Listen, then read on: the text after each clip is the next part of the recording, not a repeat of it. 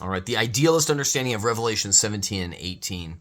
If you remember when it described the beast as having a mortal wound that was healed, and then we read of the beast who was, who is, and who will be, right? That there is a resurrection of sorts. Like the beast was and then it wasn't, and then it's going to come back. It's going to rise from the bottomless pit. Remember reading that? And so what the idealist interpretation is that Satan's defeat by Jesus on the cross is that mortal wound.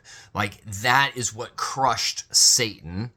And yet we see this pervasiveness of culture and economics and oppression, and it seems as though this beast is coming back, and that Satan is starting to get his grip again. And so 17 and 18 are talking about how God is going to ultimately judge. Even though it seems as though he's going to come back fully, he is ultimately going to be judged. And so they would see that Babylon is not some specific kingdom, but rather a measuring tool of sorts of any economic structure or system or government that has been contrary to God, that has been in rebellion to God. So the seven heads, they would say, reveal a transtemporal nature, that this isn't some thing in time, but rather these are all institutions across all of time.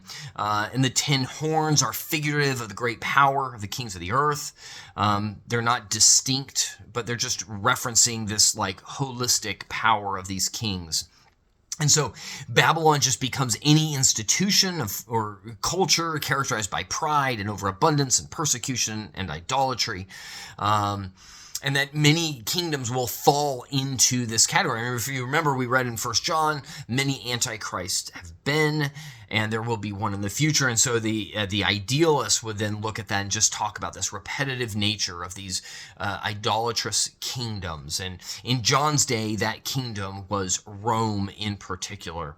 And so the idealist perspective would kind of say that like this is just the call to come out from Babylon is just a call to come out from these idolatrous cultures. And again, idealists would vary on whether there's going to be one climactic one, or whether this is just a all-inclusive, this is the rebellion and the temptations of the world that are ultimately going to be judged upon Christ's return.